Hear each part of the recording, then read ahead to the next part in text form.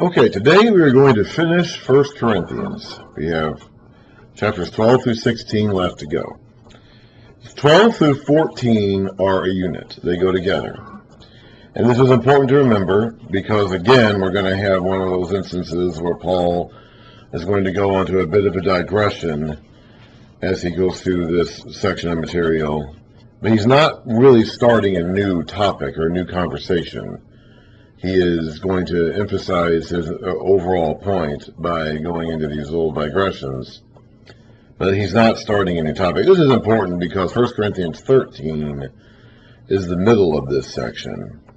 And it's the big chapter about love. And a lot of people kind of take chapter 13, 1 Corinthians 13, kind of by it. There it is. You can see it there.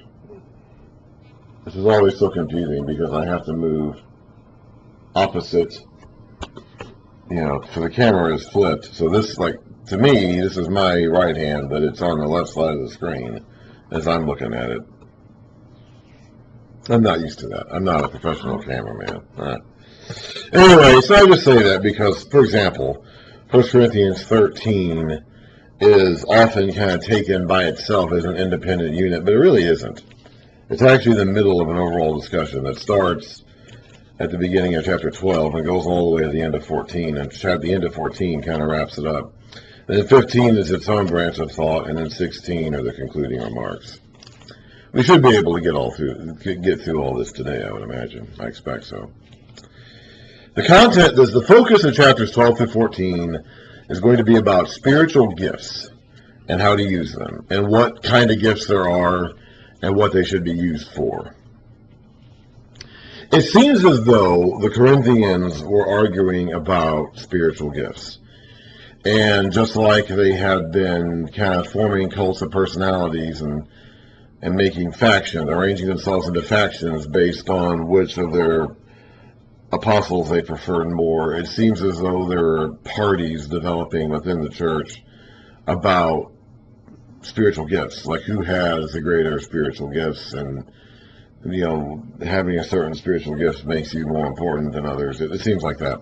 Now, my guess is the way it comes across to me as I read through this material from 12 to 14, it seems as though they were particularly desiring of having the spiritual gift of tongues, talking in other languages without having to study. This goes back to Acts 2, when the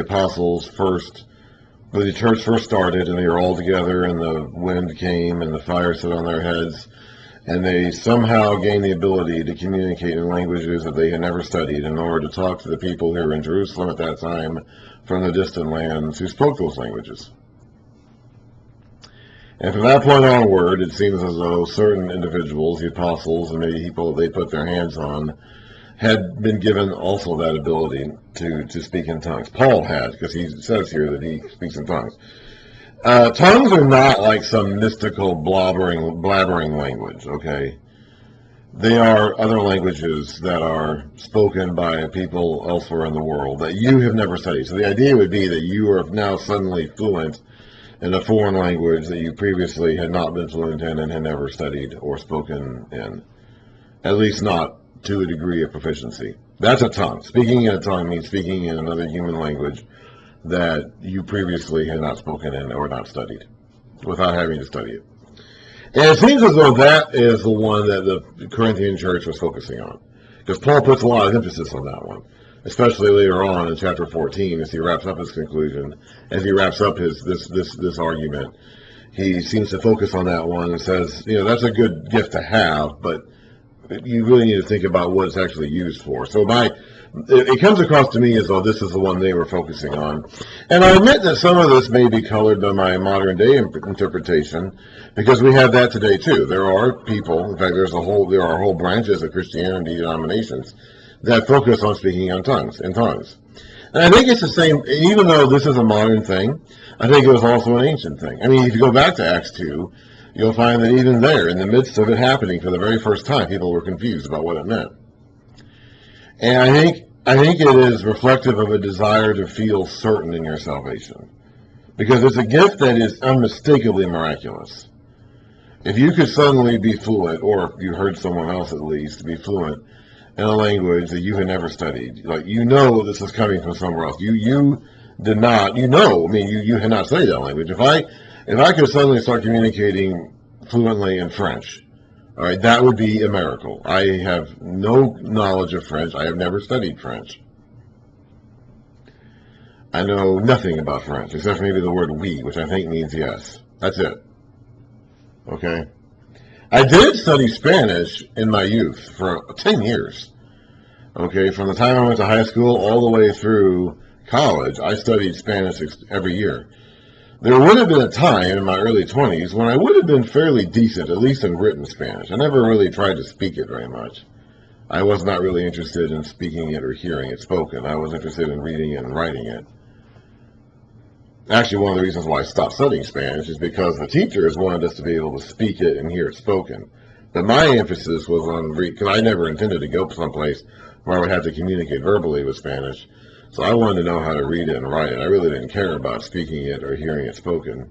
And so that's one of the reasons why I ended up stopping. But I studied it for several years, almost 10 years actually, in my teens and early 20s. And there would have been a time when I would have been fairly proficient at it. I would have been able to communicate, at least in written form, fairly well. Not at an advanced level, not like a native speaker, but someone who was competent enough to communicate, in at least the written form. That was over 20 years ago, though, okay? I would not be able, so if I had done this, say, in 2003, it wouldn't have been a miracle. If I had written a letter in Spanish in 2003, that would not have been a miracle, because I would have been competent enough to do that. It would have been basic Spanish. It wouldn't have been like, academic level deep Spanish, but it would have been communicative. It would have been enough to communicate. Okay? That today is not possible. I have not done that in over 20 years, so if I were to suddenly start speaking or writing in Spanish today fluently, that would be a miracle. Okay? And I think that is why the gift of tongues has been emphasized by people throughout the centuries, because if you have that gift, you know it's a miracle. You know that some higher power, invisible spiritual force, empowered you to do that because you did not have an ability yourself. And I think that yearning for confirmation, like visible audible confirmation, is so strong in our hearts, whether we're 21st century Americans or 1st century Corinthians. I think all humans have that urging to want that hard confirmation of things that otherwise, it's like Paul saw Jesus and he spoke in tongues. Paul didn't need this extra confirmation because he had it. Now he testified about it to others, but like Paul himself was not in need of this extra confirmation because he had it. I haven't. Okay, I haven't seen Jesus. I have not spoken in tongues. So it's like there isn't, and the Corinthians hadn't either. I mean, some of them may have spoken in tongues, but they hadn't seen Jesus. And so there is, I think, a deep inner desire to want to have that kind of confirmation, which I think is why tongues have, languages have always been kind of a thing that we have sought. And I believe they were seeking that in the Corinthian church at this day and time too. That's my, when I read this, that's the conclusion I come away with. But Paul is going to say that's not bad. It's not bad to speak in tongues, and it's not bad to want to speak in tongues. But I think you're missing the point of why you should want these things. And that's what his overall goal here is going to be in the next 3 chapters, from 12 to 14. Now, about spiritual gifts, brothers, I do not want you to be ignorant. I want you to know. I don't want you to not know. I want you to know. You know that when you were pagans, when you were Gentiles, and you were out there in the darkness, somehow or other you were influenced and led astray to mute idols. So you were led away into the darkness somehow or another by, to worship at, these statues and idols and deaf and dumb things that couldn't speak or do anything. Therefore, I tell you that no one who is speaking by the Spirit of God says, Jesus be cursed. And no one can say Jesus is Lord except by the Holy Spirit. Now, I think this is kind of a weird verse But again, this is one of those things where in the Corinthian culture it probably wouldn't have been as weird, because he says that something led you astray to mute idols. One of the things that may have led them astray would have been oracles that spoke on behalf of these mute idols. The mute idols themselves didn't speak. The statues of Artemis and Athena and Zeus and Hera that were all around, they didn't speak. But they would have had priests and priestesses who did speak. So my guess is that he's referring here that somehow you were led astray. He doesn't actually say it, but I think here he's insinuating that these prophets, these priests, these oracles of these fake made-up gods led you astray by what they said. And he's saying here, whatever they're saying about Jesus, they don't have the right spirit in them. They have the spirit that leads to mute idols. They don't have the Holy Spirit of God. So they can't tell you the truth. There are different kinds of gifts, but the same spirit. So he's saying, put away that kind of stuff. Put away whatever you've heard from these other oracles, these non-Spirit of God inspired oracles. Put that away. We gotta clear the ground, clear the rubble, so we can put down a new foundation and build a new building here. There are different kinds of gifts, but the same Spirit. There are different, the Spirit is the one who gives the gifts. There are different kinds of service, but the same Lord. The Lord is the one for whom we do the service. There are different kinds of working, but the same God works all of them and all men. There's, by the way, a very clear triune God concept, Spirit, Lord, and God, and back-to-back verses. Now, to each one, the manifestation of the Spirit is given for the common good. So there's one Spirit, but there's one Spirit, and the Spirit is one. But each of us is given a different gift from the Spirit compared to others. There's many of us, and we all form one body when we come together, which he's going to say here in a moment. But the same Spirit indwells and empowers each of us, although he does it in different ways, for the sake of rendering service to the Lord, and we're all empowered by God. However, the way that we do this is different for each of us. We are not all Paul, for example. To one, there is given through the Spirit the message of wisdom. To another, the message of knowledge by the same Spirit. Wisdom and knowledge are two different things. Knowledge is knowing stuff. Wisdom is knowing what to do with the stuff that you know. You got to have knowledge, because then you wouldn't be able to have wisdom. But if you don't have wisdom, your knowledge isn't going to be much useful to you or anyone. To another, faith by the same Spirit. To another, gifts of healing by that one Spirit. To another, miraculous powers. To another, prophecy. To another, distinguishing between spirits, so being able to discern between good and bad. To another, speaking in different kinds of tongues. And to still another, the interpretation of tongues. All these are the work of one and the same Spirit.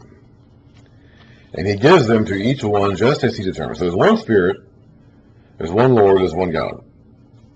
And we all make up one body. But each of us is a member of that body, and each of the members has a different form, function, and purpose. Well, not purpose, but function within that body. And the Spirit empowers each of us to fulfill that function as he determines.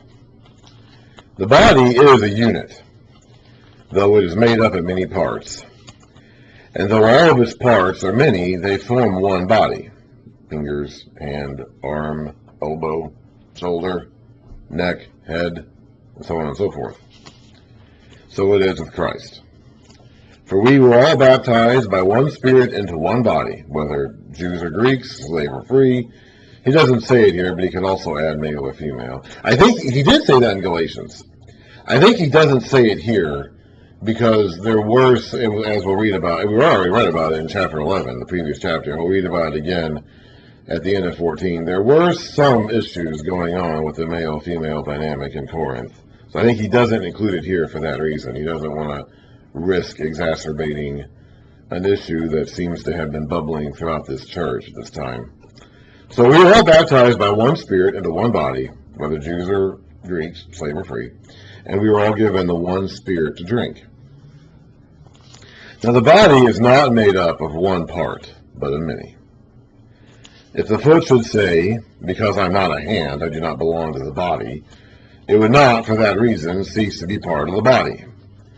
And if the ear should say, because I'm not an eye, I do not belong to the body, it would not, for that reason, cease to be part of the body. So in case you're thinking to yourself, because I can't do that guy's task, I don't belong here. That's not true. That's not accurate. Don't listen. I don't know who's telling you that. I don't know if you're telling yourself that, but that's not accurate. Don't stop thinking that. Don't think that. If the whole body were an eye, where would the sense of hearing be? If the whole body were an ear, where would the sense of smell be? But in fact, God has arranged the parts of the body, every one of them, just as he wanted them to be. If they were all one part, where would the body be? And as it is, there are many parts or members, but one body. The eye cannot say to the hand, I don't need you. Of course, if the eye didn't have a mouth, it couldn't say anything at all. It would just have to glare evilly at the hand. And the head cannot say to the feet, I don't need you. The head at least could speak because it has a mouth. But try moving your feet and seeing how far you get, huh? On the contrary, these parts of the body that seem to be weaker are indispensable. Your legs are much stronger than your arms. You can lift a lot more weight with your legs than you can with your arms. The arms get a lot of attention. You go back into ancient times, and we read through the Old Testament, there was a lot of emphasis on the strong right arm, you know. And if you go back and you look at the monuments, not so much in Israel, because they didn't really make monumental art, but you look at the monumental art of Egypt and Assyria and Babylon, these other nations around Israel, you'll see a lot of images of the Pharaoh or the king with his arm upright and a weapon in his hand. He's ready to club you in the head and crush your skull. And even though the Israelites didn't really make monumental art, their scriptures bought into this idea, and they often refer to God's right arm as being uplifted and ready to strike. But you know what? Your legs are a lot stronger than your arms. Those parts of the body that seem to be weaker are indispensable. And the parts that we think are less honorable, we treat with special honor. And the parts that are unpresentable are treated with special modesty. I'm assuming he's referring here to the genitals, the private parts, I'm assuming. While our presentable parts need no special treatment. But God has combined the members of the body and has given greater honor to the parts that lacked it, so that there should be no division in the body, but that its parts should have equal concern for each other. If one part suffers, every part suffers with it, and that is true. Just a few days ago, actually a week ago now, last weekend. This is Monday, December 16th. This is actually last weekend. But I was having a meal, I was eating something, and I bit my tongue. It was a pretty bad tongue bite. You do this every so often. Everyone does this every so often. And a lot of times, but this was a pretty bad tongue bite. Came down really hard, right on the tip of my tongue. And ooh, that was not pleasant. It healed, but for about 2 days there, it was pretty tough. That's a tongue. That's a bit tongue. Okay, it's like that's a relatively minor in the grand scheme of things.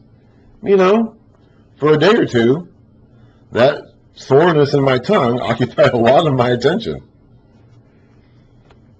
I broke the finger at the base of the knuckle in my right hand a dozen years ago, and it's still a little weak. It's healed. But it will never be the same as it was before I broke it. I'll probably develop arthritis in there someday. Haven't yet, as far as I know. But every so often, I can still feel a tweak there. And you know what? When that happens, I can feel it. That occupies a lot of my attention when I feel that. I don't have that problem on my left hand. Okay? But when it does happen, like, ow. It's like my body is really focused on that wound, that sore spot. Those are relatively minor examples, and we all know this feeling. We all know this sensation of having that injury or that wound to one part of us. The rest of us could be working fine. The rest of our body could be working fine, but you have that one spot out of joint, and it kind of throws your whole self out of joint. If one part suffers, every part suffers with it. If one part is honored, every part rejoices with it. Now you are the body of Christ. Now you plural here. You alone, individually, as a Christian or not, but you are a member of the body of Christ. You, plural, as a church, as a congregation, as a church on earth, are the body of Christ. And each one of you is a part of it. And in the church, God has appointed, first of all, apostles. Second, prophets. Now, you can't become an apostle. That's something that God appoints. Okay? If you're not an apostle, you can't make yourself into an apostle. That's, that's an exclusive, roped off job that only applied to a certain number of individuals at a certain period of time. And once they're gone, there had been none. Now, the word apostle itself means one sent. And there are different categories of apostles. Like this word apostle is used kind of in different ways throughout the New Testament. The way the hierarchy goes, though, that Jesus is God's apostle. Okay, Jesus is the one that God sent. Then you have the 12, and I guess Paul also would be included in this later on, who are Jesus' apostles. They are the ones that Jesus sent.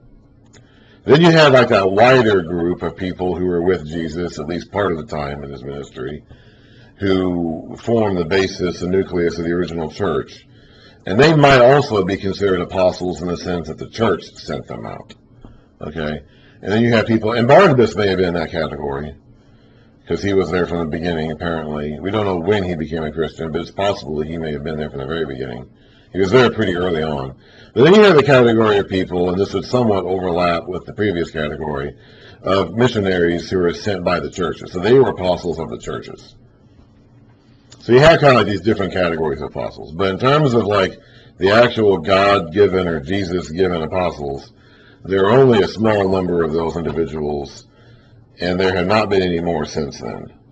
So you can't become an apostle. If you were not already in that category of apostles, you weren't going to become that. So in the church, God has appointed, first of all, apostles. Second, prophets. Now you can't really become a prophet either, at least not in the Old Testament sense. God would give visions and revelations to individuals, and then he would have them speak those messages to the people, and that's what made them prophets. Now there were such things as schools of prophets, and where younger people or other men were taught how to spread the same message as the master prophet. But God only gave his revelation to certain individuals. And I don't know if you could really, he will say here later on, desire prophecy as a gift. So maybe at this point in time it was possible to ask God to give you prophecy, which we'll talk about as we read through chapter 14 in particular. But generally speaking, you don't make yourself into a prophet either. So these two categories, first of all, these top two categories are pretty well shut off from people just wanting to become these things. You can't become an apostle. And I don't think you can really become a prophet either, although we'll talk about that a little bit later on. Third, teachers, and then workers of miracles, also those having gifts of healing, those able to help others, those with gifts of administration, and those speaking in different kinds of tongues. And this is not the same list he mentioned earlier. So there's all kinds of different things you can do. And today we would call this ministries, basically. For the churches that I've been to, in my experience, a lot of times these different functions are referred to as different ministries nowadays. Are all apostles? Are all prophets? Are all teachers? Do all work miracles? Do all have gifts of healing? Do all speak in tongues? Do all interpret tongues? He's saying, these are all rhetorical questions, and the presumed answer, of course, is no. Are all apostles? No. Are all prophets? No. Are all teachers? No. Do all work miracles? No. Do all have gifts of healing? No. Do all speak in tongues? No. Do all interpret? No. But eagerly desire the greater gifts. So don't worry about what gifts you have or not, but desire the greater ones. However, before we get into that, I will show you now the most excellent way. However, before we go into the categories of these gifts and go into any more detail about the gifts themselves, he needs to lay down a principle that's going to be very important in terms of how to actually use those gifts. That's what he's going to talk about in 1 Corinthians 13.